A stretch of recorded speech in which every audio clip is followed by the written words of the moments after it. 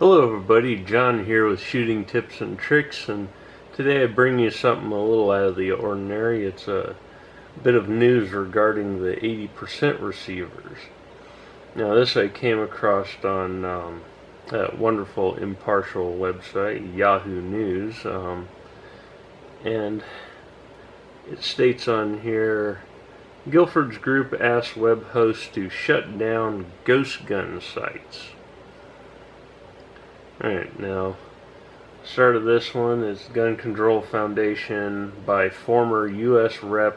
Gaddy Guilfords asked two web hosting companies on Friday to shut down websites selling parts and machines that help make untraceable homemade firearms known as ghost guns. Now, if you guys are curious about the term ghost guns, punch in on YouTube here, DeLeon Ghost Guns, or any combination of them, and you'll see a inspiring bit of work by a well-informed individual. Now, it's Guilford's Law Center to Prevent Gun Violence. I'm sure that's an upstanding legal firm. Asks the providers that host ghostgunner.net and ghostguns.com to disable the websites for violating the hosting company's terms of service. So it's bad enough that they're going after all of us over here for the 80% receivers, and I mean over here by they've really been hammering it here in California. We just finished getting over a lot of this nonsense. They almost got a bill pushed through that would classify a chunk of metal shaped like a receiver to be a receiver.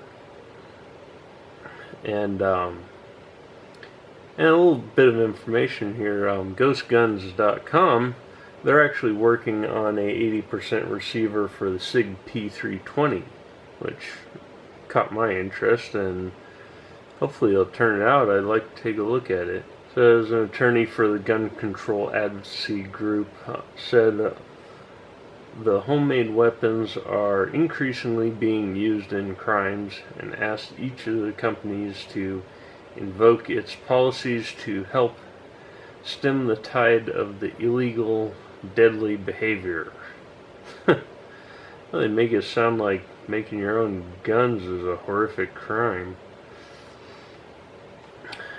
And it's one thing to attack the company, but they're taking an underhanded route and going after the hosting websites for them. It says they argue that the hosting companies Soapify and DreamHost should invoke their ability to disable the terms of the websites.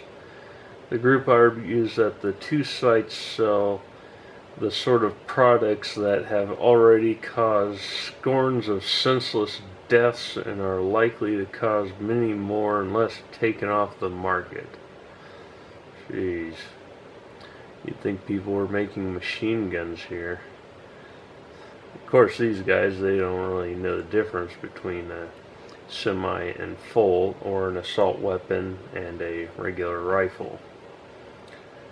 But if it looks bad, it is bad. And this is all in response to the shooting up here in Northern California that left 5 people dead and 10 injured. You know, and it's one that I've been following somewhat close, or closer than a lot of the others, because it's literally just east of me. I mean, it's like I'm just off of the Highway 101 along the coast. Straight east of me is Red Bluff, where the Tehama County is on the Highway 5, and that's where the shooting was. I mean, I've drove through Red Bluff on more times than I care to imagine. I've gone through the very town that they talk about. And then Cody Wilson, who runs ghostguns.net, Said the products that he sells on his website are legal in compliance with federal regulations, which they are. You can't outlaw just simple parts. He said although there are no legal requirements that he conduct background checks, he tries to take precautions to make sure the weapons aren't used nefariously. And the only reason that they're raising so much fuss right now for the 80%ers is because of that shooting. The guy used the two ARs they used, he had actually built himself from 80% receivers, so it's understandable that all of the degenerates in the political arena go after the tool rather than the person. And as with any other shooting, there are scorns of red flags that shot up regarding this, which would have prevented the whole matter. I mean, the guy had multiple cases against him for assault, but one account I did was he was in a fight with his neighbor, stabbed someone else. He was actually out on parole. All of his neighbors described him as crazy, and they said that he shoots his guns in the middle of the night and would fire off an average of 100 rounds a day, which, if the guy's crazy and he's on parole, it might be a good idea to let law enforcement know that he's shooting off guns. So yeah, it's just a little bit I wanted to let you guys all know about. And as always, thank you guys for watching, and I'll see you next time. Bye.